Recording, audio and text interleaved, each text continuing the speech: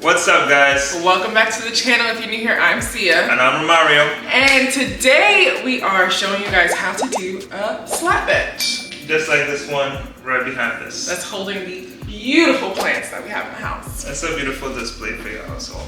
Yes. So how do we make it? What do we need? So we'll show you throughout the video how to make this bench exactly. What you would need to get in material is 10 8-foot pieces of 4-inch by 1-inch boards, right? In the store, like Home Depot or Lowe's, you see it at 3/4 actual thickness, but it's gonna say 1 inch.